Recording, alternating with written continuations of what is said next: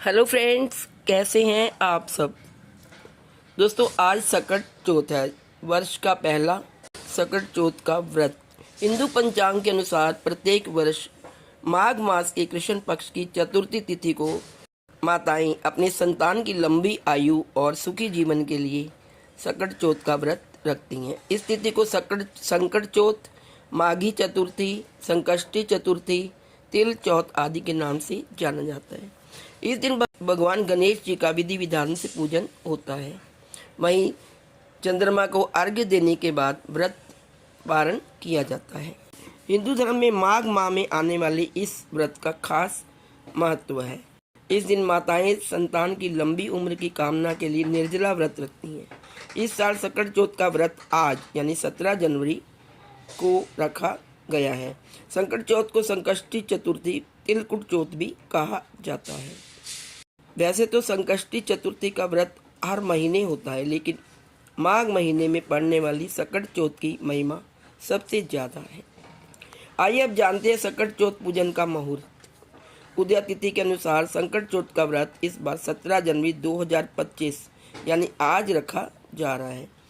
सकट चौथ की चतुर्थी तिथि 17 जनवरी यानी आज सुबह 4:06 पर शुरू हो चुकी है और तिथि का समापन 18 जनवरी यानी कल सुबह 8:20 पर होगा। सकट चौथ के पूजन के लिए पहला मुहूर्त आज सुबह 5:27 से 6:21 तक रहेगा। दूसरा मुहूर्त सुबह 8:34 से 9:53 तक और साथ ही चंद्रमा को अर्घ्य देने का समय रात 9:09 पर रहेगा। आइए अब जानते हैं सकट चौथ की पूजा विधि। इस दिन प्रातःकाल स्नान के बाद स्वच्छ वस्त्र धारण करें और व्रत का संकल्प लें। पूजा स्थल को शुद्ध करें और भगवान गणेश की मूर्ति या चित्र को एक साफ स्थान पर स्थापित करें।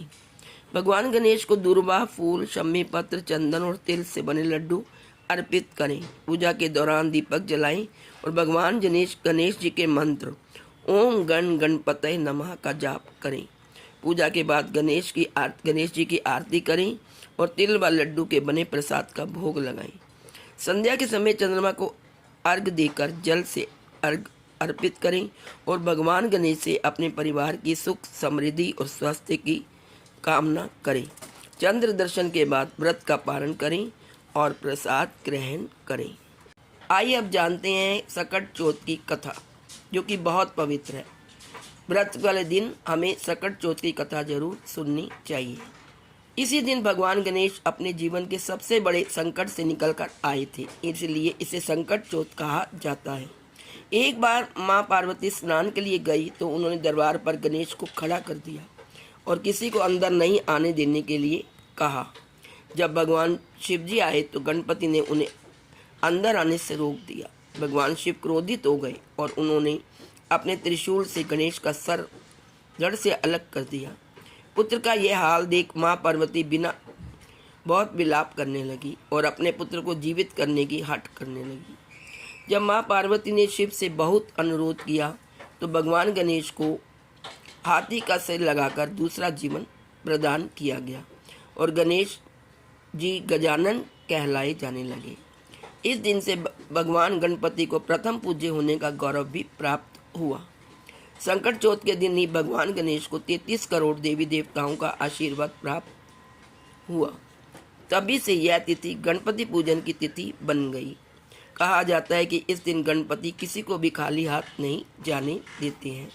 दोस्तों, संकट चौथ की एक दूसरी व्रत कथा भी है।